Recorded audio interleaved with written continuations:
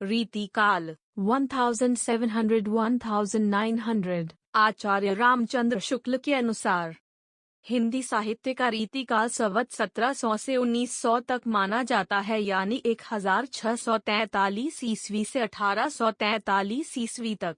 रीति का अर्थ है बना बनाया रास्ता या बंधी बंधाई परिपाटी।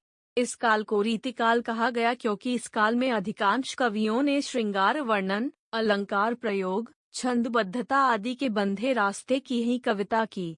हालांकि घनानंद, बोधा, ठाकुर, गोविंद सिंह जैसे रीति मुक्त कवियों ने अपनी रचना के विषय मुक्त रखे।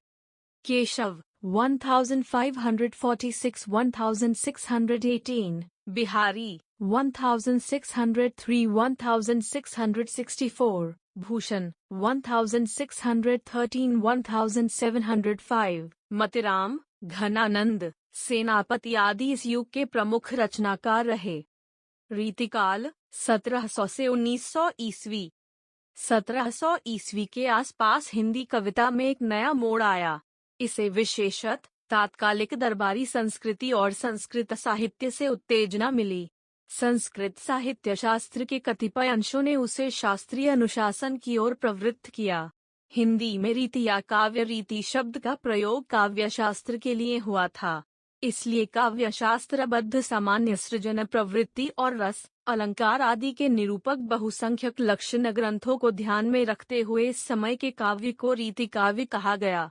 इस काव्य की श्रृंगारी प्रवृत्तियों की पुरानी परंपरा के स्पष्ट संकेत संस्कृत, प्राकृत, अपभ्रंश, फारसी और हिंदी के आदि काव्य तथा कृष्ण काव्य की श्रृंगारी प्रवृत्तियों में मिलते हैं। रीति काव्य रचना का आरंभ एक संस्कृतज्ञ ने किया।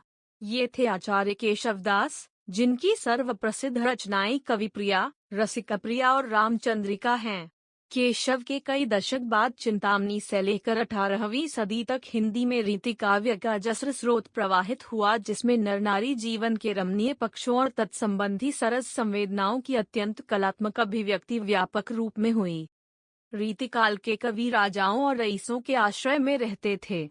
वहाँ मनोरंजन और कला विलास का वातावरण स्वाभाविक था। बौद्धिक आनंद का मुख्य साधन वहाँ उक्ति व चित्र समझा जाता था। ऐसे वातावरण में लिखा गया साहित्य अधिकतर श्रृंगार मूलक और कला व चित्र से युक्त था। पर इसी समय प्रेम के स्वच्छंद गायक भी हुए, जिन्होंने प्रेम की गहराइयों का स्पर्श किया है।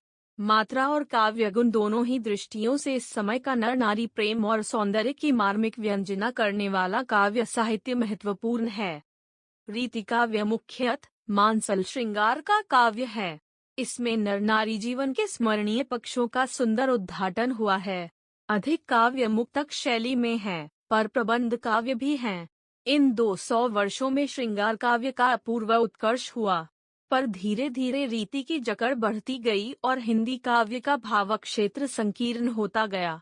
आधुनिक युग तक आते आते इन दोनों कमियों की ओर साहित्यकारों का ध्यान विशेष रूप से आकृष्ट हुआ। अगर कुछ समझ में नहीं आया तो कमेंट करें और वीडियो अच्छा लगा तो भी कमेंट जरूर करें। आगे का वीडियो देखने के लिए लाइक करें, सब्सक्राइब करें, घंटी को दबाना ना